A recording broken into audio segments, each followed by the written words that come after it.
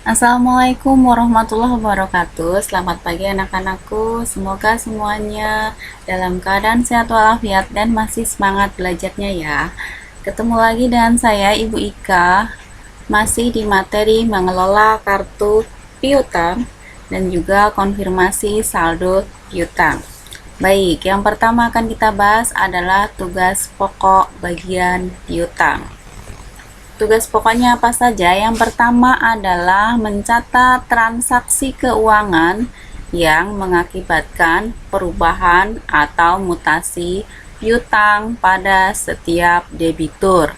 Contoh transaksinya seperti penjualan kredit, retur penjualan kredit, atau pengembalian barang karena barang yang sudah dijual cacat, rusak, atau tidak sesuai pesanan, atau pengurangan harga faktur, dan juga penghapusan piutang yang tidak mungkin dapat ditagih.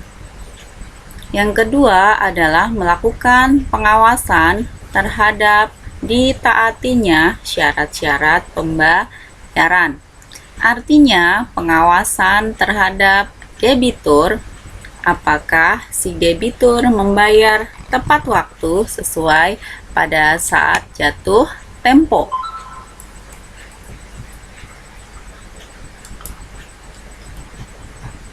Tugas pokok berikutnya adalah melakukan pengawasan terhadap maksimum kredit yang diberikan.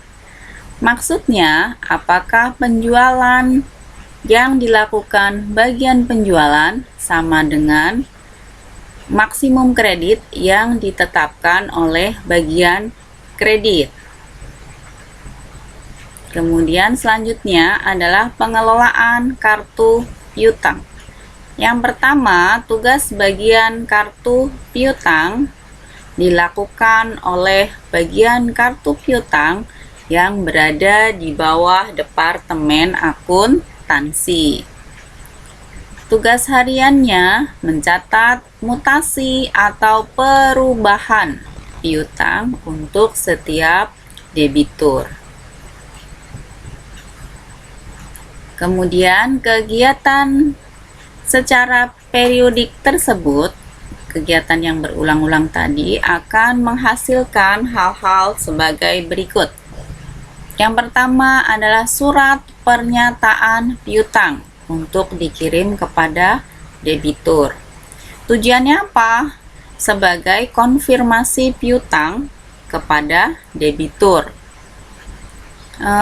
Artinya untuk penugasan apakah besarnya piutang menurut catatan perusahaan sama dengan yang ada di catatan debitur.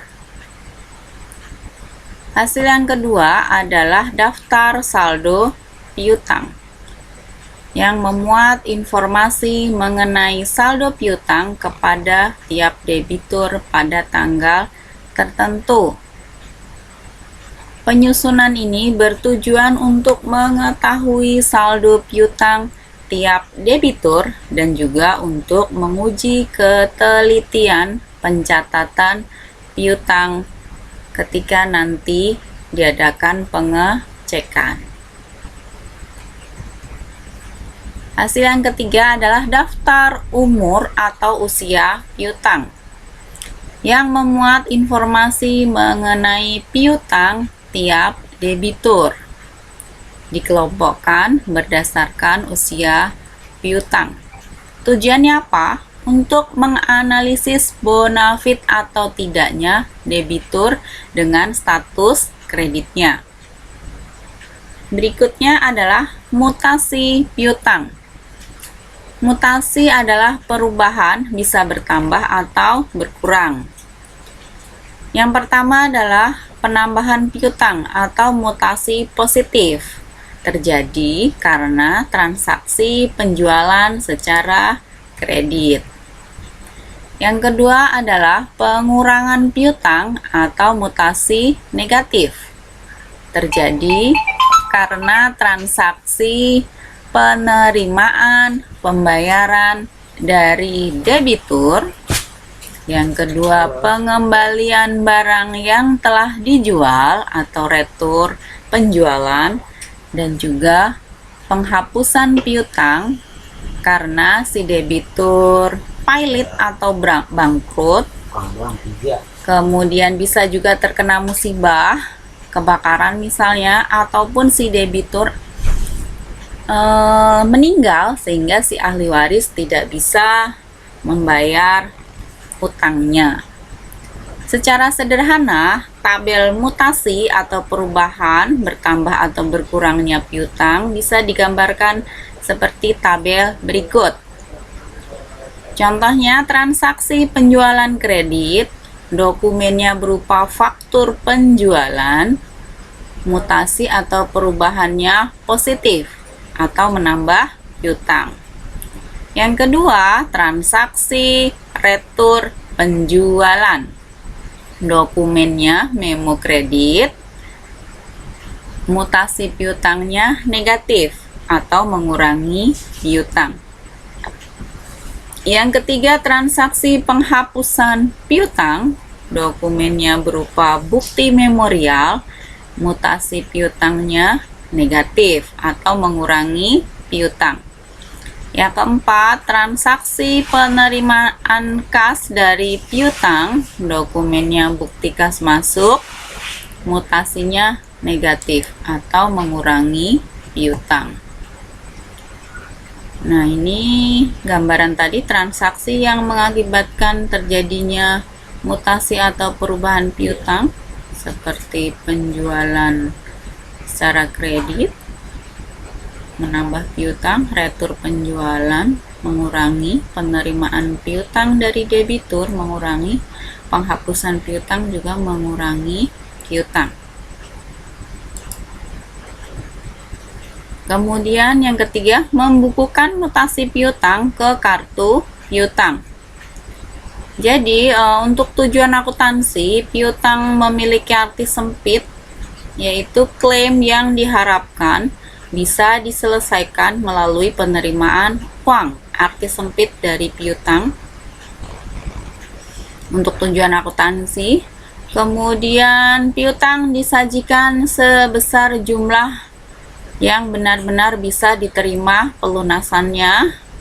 Kemudian penetapan saldo piutang didasarkan pada catatan yang telah dibuat untuk masing-masing debitur setelah diverifikasi tingkat kehandalannya oleh Departemen Keuangan. Kemudian mutasi biasanya dilengkapi dengan bukti yang menjadi dokumen sumber transaksi yang akan menjadi sumber pencatatan buku-buku yang terkait dengan piutang. Nah, dokumen sumbernya yang pertama adalah faktur penjualan kredit. Apa itu faktur penjualan kredit? Sebagai dokumen transaksi terjadinya piutang. Pada umumnya rangkap 3, warna merah muda, putih yang asli, dan juga warna kuning. Nah, yang warna merah muda diberikan pembeli saat menyerahkan barang. Yang warna putih atau asli diberikan kepada pembeli pada saat pelunasan piutang. Yang warna kuning digunakan sebagai dasar pencatatan bagian jurnal dengan mendebit piutang dagang dan mengkredit penjualan. Selanjutnya dicatat bagian piutang ke dalam kartu piutang tiap debitur sebagai mutasi piutang positif sebesar harga faktur. Yang kedua adalah bukti penerimaan kas sebagai dokumen penerimaan piutang. Digunakan bagian jurnal untuk mencatat transaksi dengan mendebit kas dan mengkredit piutang dagang. Ini sebagai mutasi kredit. Yang C, nota debit atau kredit sebagai bukti penerimaan kembali barang yang dijual